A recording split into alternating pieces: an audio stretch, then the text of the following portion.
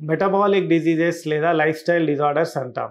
ముఖ్యంగా పాటించాల్సింది early to bed, early to rise అంటాం.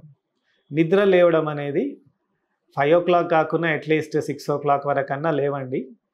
సో తద్వారా మీకు బాడీ అనేది సిస్టమిక్ బ్యాలెన్స్ అనేది మెయింటైన్ అవుతుంది. Next food consumption, home made food అంతా తినాలి. బ్రేక్ఫాస్ట్, లంచ్, డిన్నర్ అని మనందరము సాధారణంగా 3 సార్లు తినే అలవాటు ఉంటుంది. బ్రేక్ఫాస్ట్ స్కిప్ చేయొద్దండి. చాలామంది లావ్ అవుతున్నానని స్కిప్ చేస్తారు. That is a bad habit.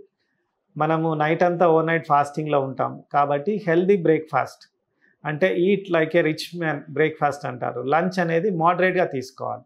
Dinner అనేది మితంగా తినొచ్చు, ఎందుకంటే పడుకుంటాం కాబట్టి మనకు క్యాలరీస్ అవసరం ఉండదు. 62 లక్షల మంది ప్రజల్లో మెడ్ప్లస్ బ్రాండ్ మెడిసిన్స్ కి మారడం వలన 915 కోట్ల రూపాయలు సేవ్ చేసుకున్నారు. అదే మెడిసిన్స్ అదే క్వాలిటీతో 50 to 80% discount. So good sleep, good food and regular physical activity అంటాం.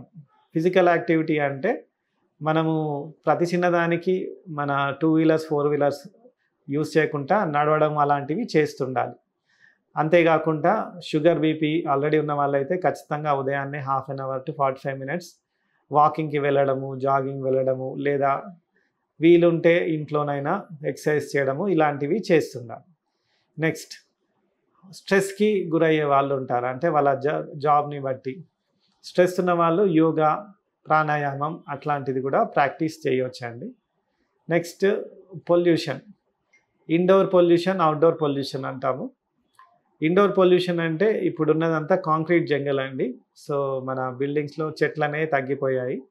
సో ప్యూర్ ఎయిర్ తీసుకోవడం కూడా కష్టం అన్నప్పుడు ఇండోర్ ప్లాంట్స్ కూడా యూస్ చేయొచ్చు.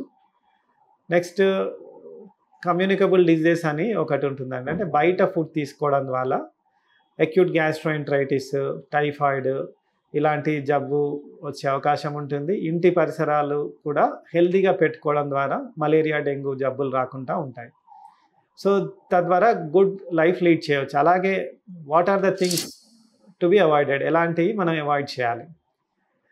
ఇంప్రాపర్ స్లీప్, ఇష్టం వచ్చిన టైంలో పడుకోవడము, లేట్ నైట్ టీవీస్ చూడడము, గ్యాడ్జెట్స్ అలవాటు కావడము, ఇది ఫస్ట్ అవాయిడ్ చేయాలి. నెక్స్ట్ స్లీప్ రావట్లేదని ఆల్కహాల్ తీసుకోవడము, ఇది చాలా మిస్టేక్ అండి. Alcohol decreases the quality of sleep.